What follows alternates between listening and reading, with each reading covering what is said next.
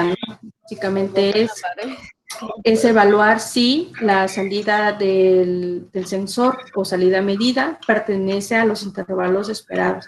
Si no pertenece, pues entonces diremos que existe una falla. En caso de que el ruido, las vibraciones también se consideran, las salidas también se pueden considerar dentro del intervalo, ¿no?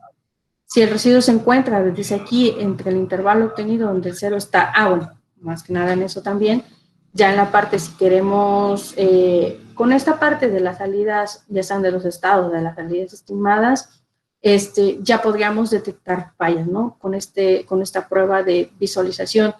Pero si por el otro lado hacemos la otra alternativa, que sería obtener el residuo, entonces para el residuo, ya también el residuo ya no sería si es diferente de cero, sino más bien si se encuentra dentro del intervalo, ¿no? Donde más bien el cero ahora ya se encuentra en el intervalo de las estimaciones, ¿no? Entonces, en este caso, si la evaluación que se hace de la entrada, de la salida censada del sistema o de la planta, menos el intervalo, y se ve aquí que hay una discrepancia entre los residuos, entonces diremos que pues ha ocurrido una falla también. Ya en esta parte pues ya sería la evaluación, pero con base al residuo, y esta sería con base a la salida, sería otra alternativa, ¿no? Esta, en los trabajos que he realizado, pues normalmente considero esta parte, ¿no? Ya con las estimaciones uno puede decir que la detección de fallas se realiza de esa manera, voy a llamarla así, automática, ¿no? A partir de la visualización que vemos aquí. También vemos trabajos, o vamos a ver trabajos donde la estimación intervalar a partir de que hacemos con nuestro observador, los intervalares, con nuestros observadores, pues mencionamos que una de las características es que nos dé una estimación, ¿no? Una magnitud, o nos brinde el tamaño. En este caso, si nosotros tenemos las estimaciones intervalares, nosotros podemos visualizar que cuando tengamos estos intervalos, supongamos que tenemos aquí una señal.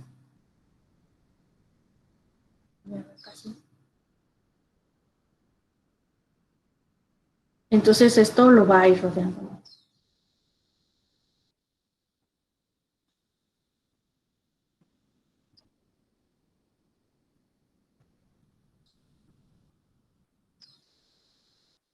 En este caso nosotros también a partir de aquí tendríamos la dimensión, o más bien el tamaño, puede ser de la falla, y a la vez tendríamos pues la detección, ¿no? Porque se supone que en operaciones normales y el comportamiento dinámico del sistema, sabemos que el intervalo en operaciones normales ya empieza una elevación de los pues empezamos a decir ha ocurrido una falla, ¿no? Y a la vez tendríamos ya el tamaño del valor de la falla. Ok. Bueno, ahora ya que hemos visto un poquito de guía, nos vamos a lanzar en la parte del diseño de observadores intervalares aplicados con la teoría de sistemas Takagi-Suken. Ok, les decía yo que el usar en los intervalos es cuando no se tiene un grado, los intervalos nos dan un grado de desconocimiento de los valores exactos. Por ejemplo, para revisar el residuo, podemos detectar y aislar las fallas cumpliendo con la diferencia de cero, ¿no? Puede ser también la evaluación de residuos con la metodología estadística o intervalar, que es la que estamos viendo, y esta nos permite visualizar si el residuo rebasa el umbral, es decir, que viola el intervalo, ¿no? Ok, entonces aquí el intervalar es caracterizar el error de modelado. Por ejemplo, si consideramos incertidumbre espacial, consideramos esta formulación 7, donde bueno, es un sistema Takagi-Sugeno discreto, de la forma que tenemos acá, donde está la matriz sub F, donde la matriz sub F es la matriz de distribución de fallas. En este caso es una falla, pues también la podemos intuir como si fuera del actuador, o en este caso la podemos considerar como si fuera del sistema en general, del vector que genera el sistema. Ahora si vemos esta matriz G y este vector teta, donde este es una forma muy particular para un sistema, ¿no? Vamos a decirlo así. Este sistema, Takagi-Sugeno 7, no tiene la consideración normal, que sería AX más BU, más, en este caso, si consideramos, o simplemente hasta aquí, ¿no? Pero aquí no sé si puedo rayar. No. No. Bueno, me refiero a esto, ¿no? Eso, ¿no? Normalmente, si fuera un sistema Takagi-Sugeno, solo veríamos esto y esto, ¿no? En este caso tiene una forma particular para sistemas con vectores desacoplados, ¿no? Desacoplados del vector de estado, en este caso sería para teta y g.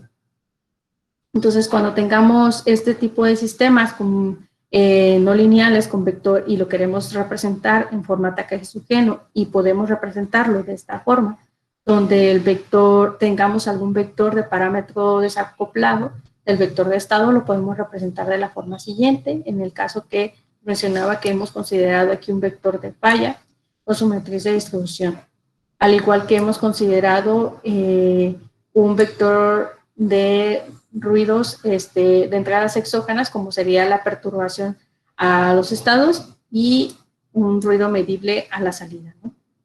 Entonces, ambos tienen su matriz de distribución. Este sería un primer observador que vamos a trabajar. En este caso sería, bueno, la forma 7, ¿no? Ya tenemos esto, ahora vamos a considerar lo siguiente. He dicho que los valores de W de K y B de K serían la perturbación, y en este caso B sería el ruido a la medición, ¿no? O ruido a la salida. En este caso no vamos a considerar que no tenemos el valor exacto, el conocimiento exacto de estas dos variables, ¿no? Que serían del ruido y de la perturbación. Entonces, como no se tienen estos valores exactos, pero sí tenemos, vamos a decirlo así, una consideración entre los intervalos o en qué valores se rondan estas variables, pues entonces podemos hacer uso de la teoría intervalar, donde ahora consideramos que estos dos variables están dentro del intervalo. En este caso están dentro del intervalo inferior. Para aquí tenemos W, como les había mencionado, lo vamos a estar viendo en la literatura. Y bueno, entonces ya sabemos que esta W de K va a estar entre los intervalos inferior y superior. Y también para el vector del ruido a la salida va a estar en la cota superior, como vemos aquí, con B de K, ¿no? Entonces, aparte de considerar, ya es como vamos a empezar a generar nuestro diseño de observador para poder obtener las estimaciones y detectar si ha ocurrido una falla, y además vamos a obtener la estimación de la falla, es decir, la magnitud. Pues entonces consideramos también que el vector de falla, en este caso, también esté definido en un intervalo cerrado. En este caso vamos a considerar que el vector de falla también tiene una pequeña desviación o variación, ¿no? En este caso, también que pudiera considerarse intervalar, o es a partir de ahí donde se va a considerar que la falla esté dentro de un intervalo. Entonces, si consideramos que F, que es el vector de falla, en actuador, es definido de la forma siguiente, ¿no? Entonces, F de K más 1 es igual a F de K más W sub F de K, ¿no? Donde ahora la W sub F, esta denota la variación que he mencionado, ¿no? Que puede aparecer junto con la falla en actuador. En este caso le decimos que esta variación también está dentro de los intervalos inferior y superior, WF y WF superior. Ya teniendo esta parte o estableciendo cuáles serían las variaciones, bueno, más que variaciones, dentro cuáles serían las restricciones, tanto del ruido como una perturbación para poder generar nuestro observador, pues ahora pasamos al observador que podríamos ocupar. Entonces el observador sería este, es un observador de entradas desconocidas, donde, bueno, tiene un poquito también la forma, ay, perdón, o sea, ¿no? Tiene, así se ve mejor. Bueno, mejor se ve más grande. Ok, este es un observador intervalar taquegrafeno de entrada desconocida, donde, bueno, tenemos cuatro ecuaciones, ¿no? Cuatro ecuaciones diferenciales donde, bueno, podemos ver que los vectores X gorrito, inferior y superior, serían la estimación de los estados, ¿no? Para obtener las estimaciones de las fallas, pues tendríamos el vector F gorritos inferior y F gorritos superior. Donde, bueno, aquí tenemos, este sería nuestro observador intervalar, donde básicamente está, si lo vemos, cada uno de las ecuaciones va a calcular cada uno de los extremos, ¿no? En este trabajo vamos a decir que en lugar de hacer un observador, hacemos dos observadores que van a estimar uno cada por su parte, ¿no? Uno va a estimar la parte inferior y otro la parte superior. Al igual pasaría en consecuencia al momento de obtener las estimaciones de la falla, ¿no?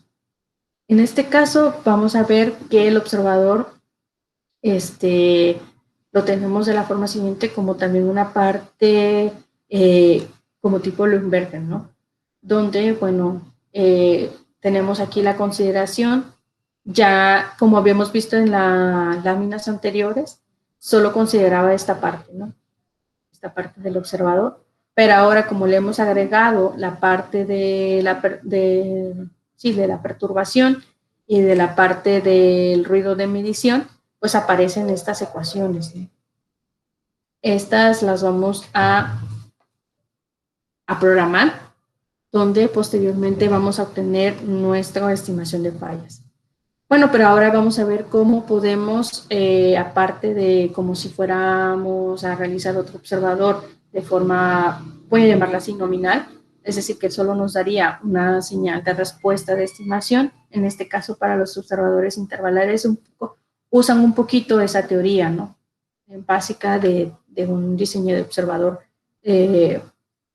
pues, vamos a decirle común o conocido en la literatura de control automático. Para ello vamos a considerar que el error de estimación es definido como sigue, donde... Perdón, Citlali, ¿podríamos poner otra vez el sistema de Sí, del claro. sistema convexo?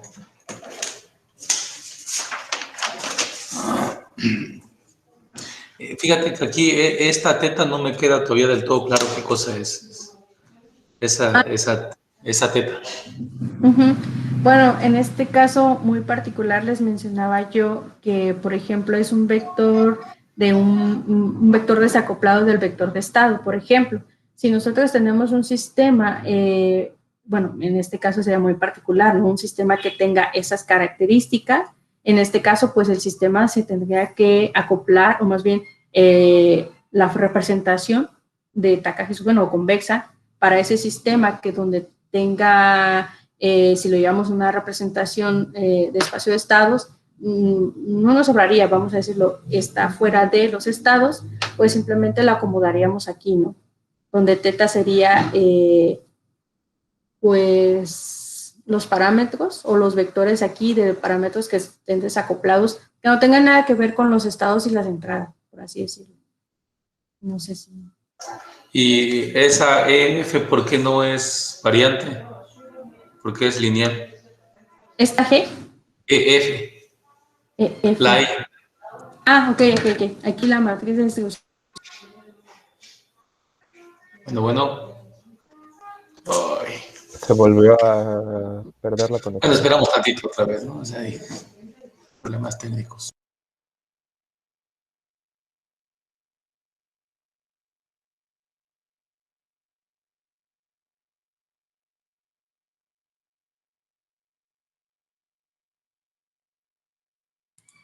Bueno.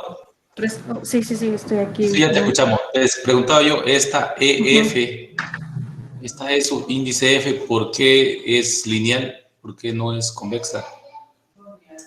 Ok, en este caso nosotros hemos considerado, bueno, porque está, vamos a decirlo así,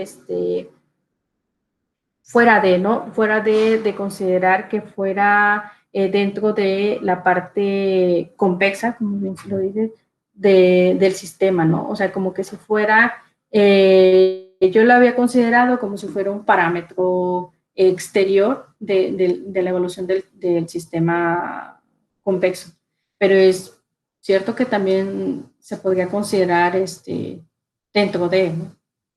Sí, lo que pasa es que si tú esta EF no la consideras igual a BI, ¿verdad? Entonces ya no estaríamos hablando de fallas en actuadores, sino más bien sería cualquier cosa, ¿no? Una perturbación más propiamente dicho, más que una falla.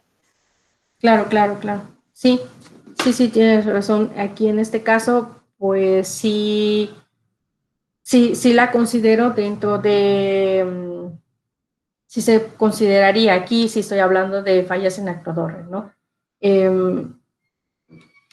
A ver. Pero sí, entonces es más de sintaxis, porque sí se debería si estoy considerando una falla en actuador, debería de estar dentro de esta BIU, ¿no? Esta B sub IU más PDK. Sí. Donde, bueno, posteriormente aquí, no sé si es en que no me acuerdo bien, pero hago un acople, ¿no? Hago un acople de un vector aumentado, más que nada. Un vector aumentado donde, bueno, está la matriz de entrada y la matriz de distribución de falla. Entonces ya, como se trabaja, ahora ya no se trabaja por separado, sino más bien es un vector aumentado donde tiene la entrada y la falla. Entonces, al momento de estimar, pues, más bien de hacer los cálculos, pues ya te llevas aquí, ¿no? Al vector de falla. Sí, gracias. No, al contrario. Gracias. A usted. Ok, bueno. Alguien más, también me puede interrumpir y podemos contestar las preguntas o las dudas. Ok, bueno, bueno, estamos en esta parte de... Voy a ampliar esto para que se vea un poquito mejor.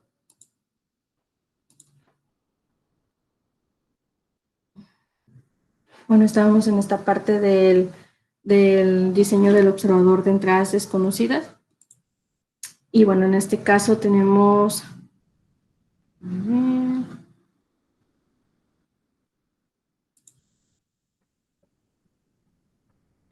Ok, procedemos a la realización de el diseño, ¿no? Para esto... Yo tengo otra pregunta. Sí. Veo que tu observador le estás incluyendo la señal desconocida omega, ¿no? En este caso tuyo es la perturbación, ¿no? Ajá. Arriba. Creo que es la lámina anterior, aquí. Entonces, este es el observador, ¿no? Entonces, pero aquí por ejemplo, esta señal omega, en realidad si es una señal desconocida, pues se tendría que estimar también, ¿no? Tendría que ser una mega estimada en el observador. Bueno, porque no la conoces, pues esa señal no la conoces. Ok, no la conozco, pero sí tengo, por ejemplo, los intervalos en los que rondan, ¿no? Porque ahorita en este caso no voy a estimar como tal el ruido o la perturbación. En este caso como estoy Sí, considerando... si tú consideras, por ejemplo, esa E omega, omega de K, y tú dices, bueno, esta omega de K barra abajo es el intervalo mínimo, pero en realidad, o sea, como vector, si yo estuviera simulando esa ecuación 12, no la podría yo simular porque no conozco ese vector. A menos que, claro, esa no fuera un vector, fuera una constante, ¿no? Pero si eso es un vector, en realidad no lo conozco. Sé que está acotado, ¿no? Sí, Sé que sí. está acotado, pero no lo conozco porque es una entrada desconocida. Sí, en este caso decía yo que, bueno, con las suposiciones que hemos hecho aquí, que con las, vamos a obtener más bien las estimaciones, pero de los estados y de las fallas, ¿no? Es cierto que cuando no conocemos estos, pero sí conocemos los extremos, por eso es que lo hemos considerado como una suposición, ¿no? Que consideramos, sí, en el caso de, como bien lo dice usted, si consideramos nosotros que sea la estimación, porque no conocemos en sí este valor, pues entonces sí que tendría que tener un gorrito, ¿no? Y tendría que ser una estimación. Es bien, en la práctica, bueno, más bien en la programación, sí que lo considero más bien como una constante, ¿no? Porque solo conozco los extremos nada más. Ok, Pero pero entonces no es un vector dependiente de K, como está acá, sino que sería simplemente omega, sería una omega, constante. sí, para efectos sí, de programación sí lo consideramos así. Porque pues como no sabemos qué valores tiene, sino más bien nada más consideramos los valores extremos, ¿no? Porque con ello vamos a poder obtener lo que es el intervalo de las estimaciones, pero de los estados y en este caso de las fallas, ¿no? Porque esto nos va a ayudar a obtener esos intervalos, por así decirlo, ¿no? Es lo que nos va en consecuencia a brindar esa estimación. Ok. Veo que aquí más bien la consideración que lo tienes es porque al calcular el error lo eliminas, ¿no?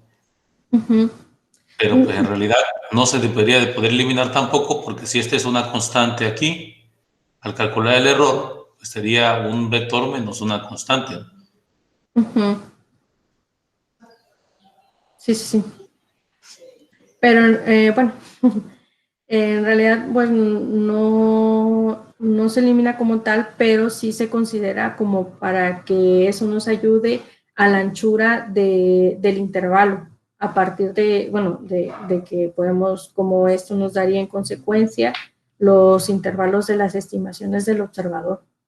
Por eso es que se consideran o se hacen esas suposiciones que se va a manejar dentro de esos intervalos, ¿no? Si se conocieran esos intervalos.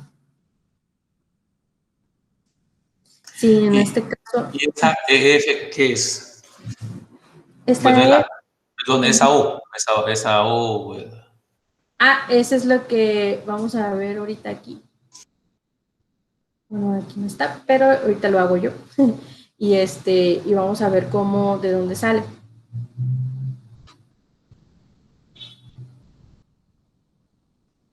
¿Sí? Sí, sí, sí. Si quieren empezamos acá. Perdón.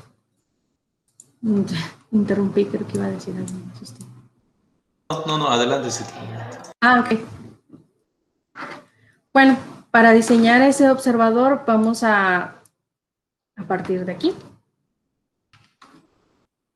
Vamos a partir del vector de salida, ¿no? Tenemos nosotros que aquí voy a hacer un poquito para arriba. Asistente. Bueno, si quieren podemos empezar acá para no causar ruido así como dice el doctor Ronay. Bueno, vamos a considerar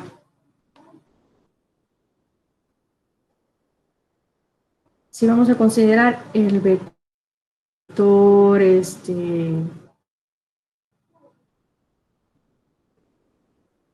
el vector que no, ay, perdón, está muy pequeñito, ¿no?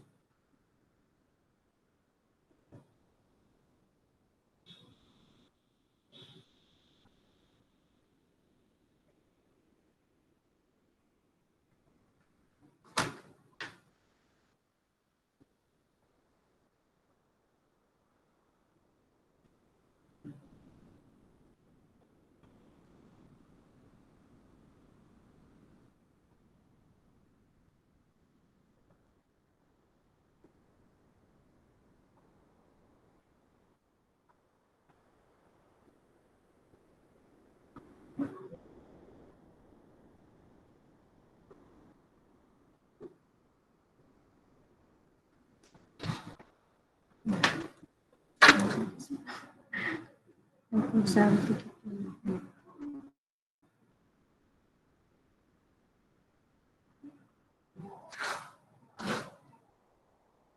Ok, tenemos aquí, vamos a considerar, como decía el doctor Ronay, vamos a considerar solo que tengamos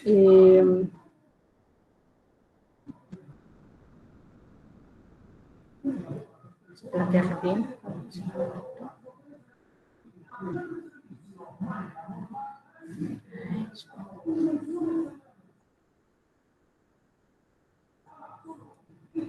Tenemos aquí el vector de perdón, la falla.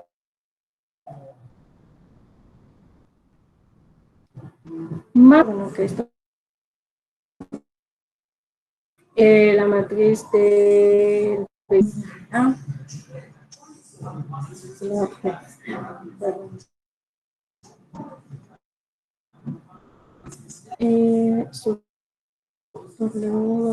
información, ¿no?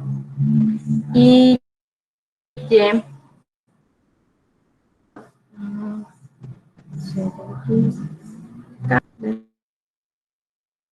Del ruido, ¿no? Ok, ¿qué podemos hacer aquí? Yo le decía al doctor, bueno, a partir de estas dos, ¿no? Si nosotros acoplamos, tendríamos, bueno,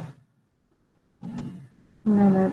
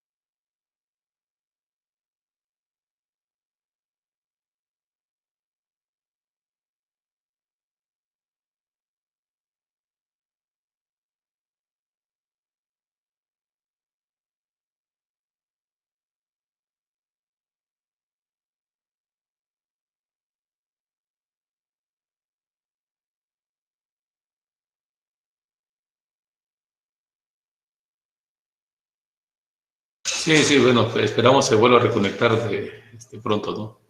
Paciencia, por favor. Hay problemas técnicos que aparecen siempre en estas situaciones, ¿no?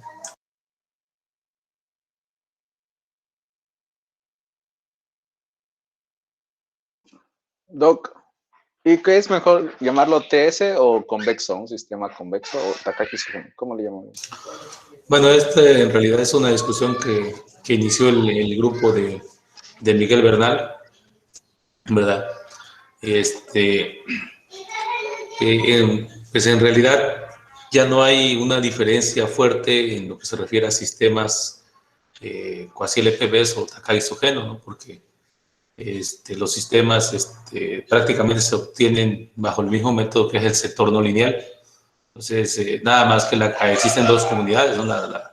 En esta área, que es la comunidad tradicional que viene de la escuela de Tanaka, pues prefiere seguir utilizando sistemas Takagi-Sugeno, ¿no?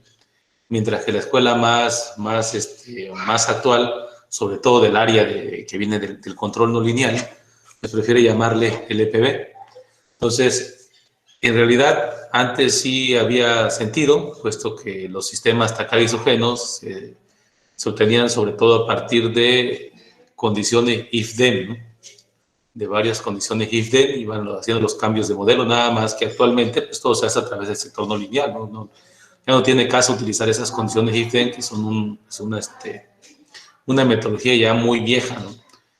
Sin embargo, sigue habiendo esa discrepancia en cuanto al nombre, porque cada escuela prefiere mantener como que su criterio.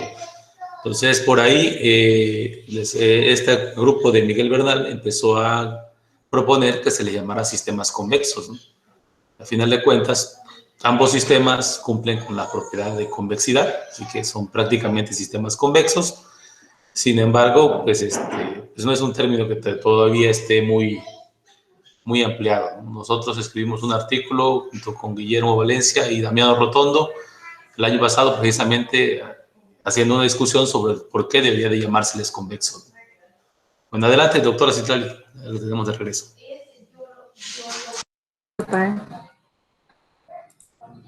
Ok, bueno, toda la razón con acerca de la discusión de textos, Takagi-Sogeno, pues el bebés, en fin. Bueno, entonces tenemos que partimos del vector de salida en el instante K+1, donde, bueno, tenemos que, si hacemos uso del vector de salida, tenemos que tener la matriz C, el vector X en el instante K+1,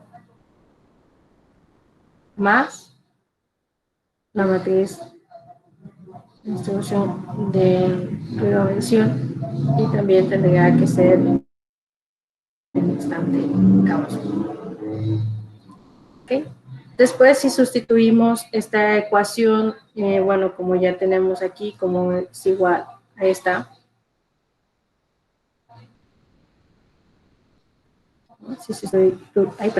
si sustituimos la ecuación de la siguiente ecuación de salida en el instante K+1,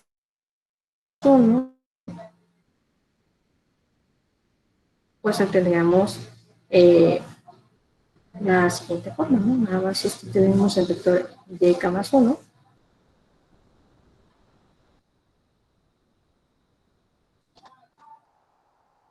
menos la matriz A.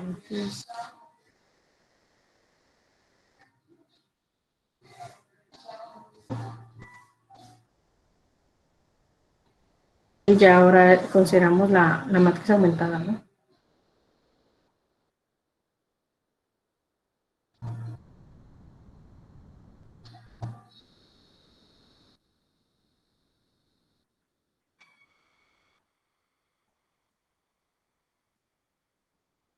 Y así, pero te lo vamos a hacer así.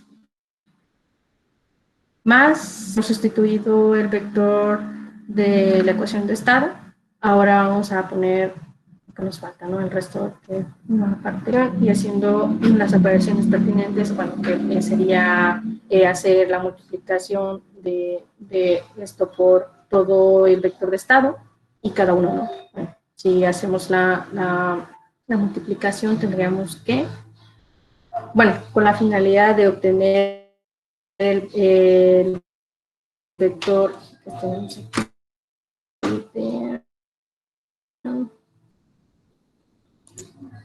¿no?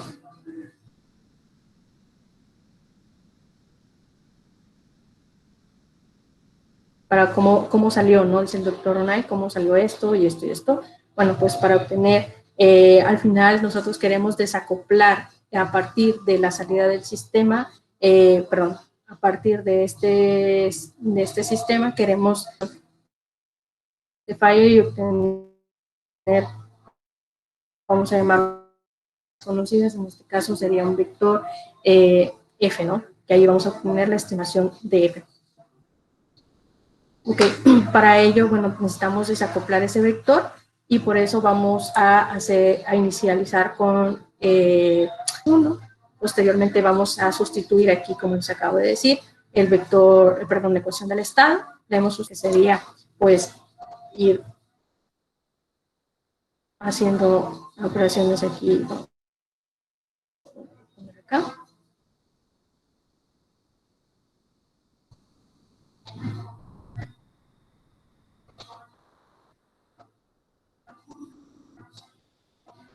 Por ejemplo, por ahí X. Entonces, C va a multiplicar a la matriz de entrada y C va a multiplicar también casi, así, esto, y por este, ¿no? Este no, porque pues ya no está dentro, ¿no? Es fuera de. Hasta obtenerlo, finalmente, para.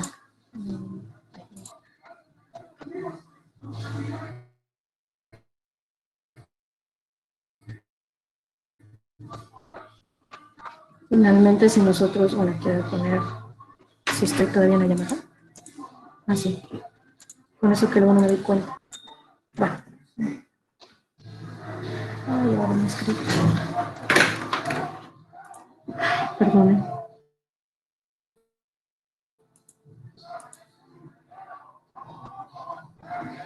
Ya está. Me he quedado acá, ¿no? Ok, entonces, voy a ponerlo porque no veo cuando me voy. Entonces, sustituyendo cada uno de los términos y haciendo la multiplicación de las operaciones para obtener y desacoplar el vector, finalmente tenemos que tendríamos esto, ¿no? Que de K más 1 es igual a, lo voy a poner explícitamente así nada más, todo esto del vector de estado lo voy a dar así.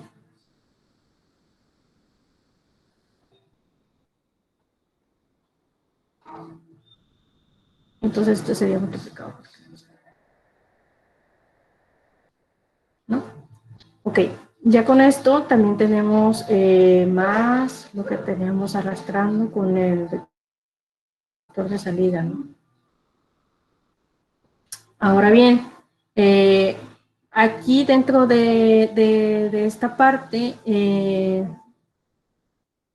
nos va a quedar algo así, con el vector aumentado de la falla con el parámetro. Así, ¿no? La multiplicación de la matriz C con la matriz aumentada. Entonces, como nosotros queremos en este caso obtener el valor, o más bien desacoplar este vector de falla, entonces nosotros lo que hacemos es pues pasar todo al extremo, ¿no? Al otro extremo, y ahora tendríamos lo siguiente, tendríamos esta multiplicación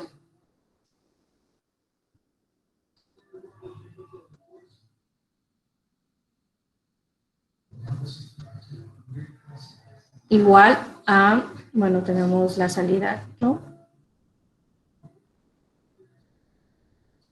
Menos C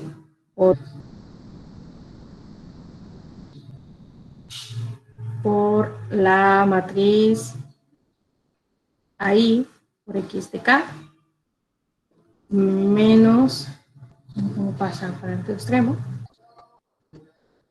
Porque aquí estaba todo suma, ¿no? Si vemos. Ahí, acá, menos, bueno, así, ¿no? Ahora, ahora bien, ya hemos pasado, bueno, esta parte, pero ahora no, todavía está en la parte de del valor de estas matrices.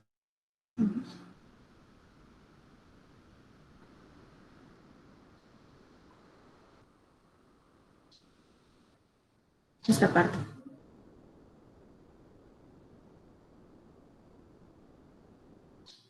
Entonces, lo que hacemos es que este producto de la matriz C de rango, donde está, la podemos, para pasarla al extremo, pues hacemos el cálculo de, pues, de la pseudo inversa, ¿no? Donde esta condición, donde esto siempre y cuando debe cumplir.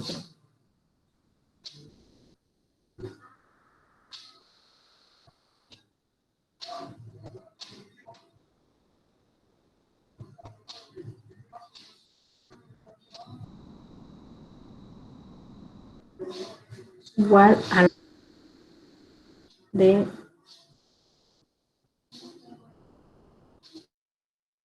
esto debe ser a n teta, debe ser igual al rango de la dimensión de n teta, que era el vector de parámetros desacoplado, ¿no?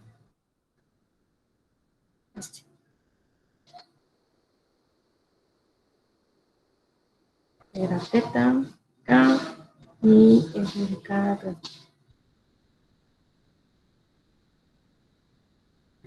Entonces también debe ser, si se cumple esta condición, entonces donde podríamos obtener el producto, que es ahí donde sale,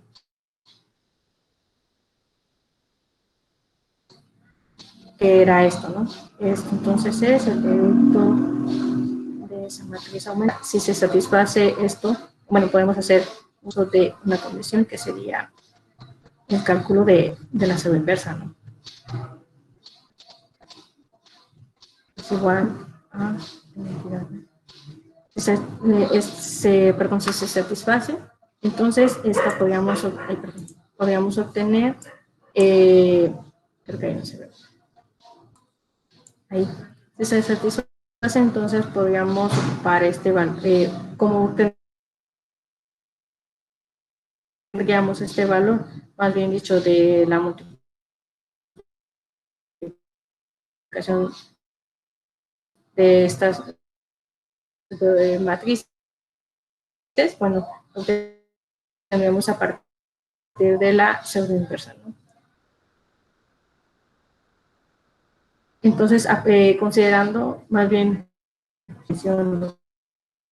la condición de valor y de entradas desconocidas, va a funcionar siempre y cuando esta condición cumple, entonces pues el observador no va a poder ser realizado, ¿no? Ok, ahora ya con el vector aumentado, y ya entonces tendríamos ahora sí el vector pues aumentado, o bueno, menos bien el vector de falla, donde ahora esto llamamos y de k menos, sí, pues por todo esto, ¿no? Pues le voy a poner aquí por el sistema que abarca a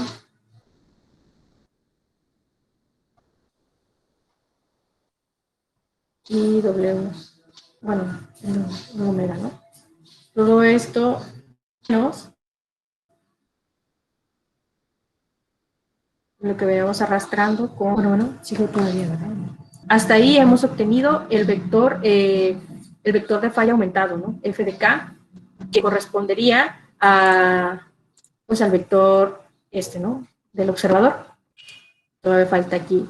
Bueno, aquí en este caso yo lo he dejado expresado así nada más, ¿no?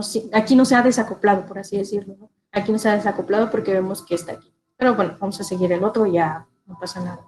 Ok. Hola, ¿te sigo? Sí. Me ha ido bien.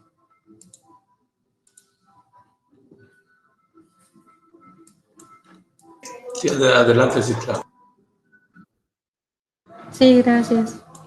Si quiere ahorita le cortamos, pero yo le aviso para que tomemos un break todos.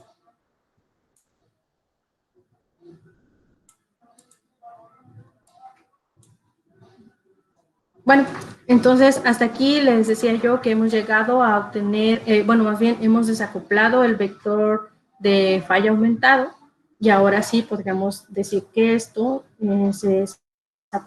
significaría el producto de S por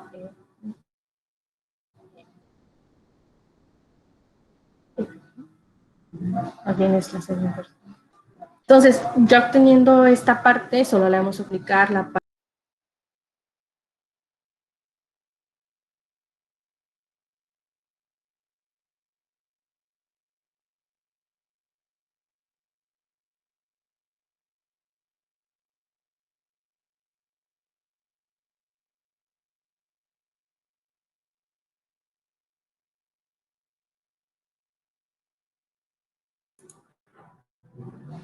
Una disculpa, otra vez con este internet.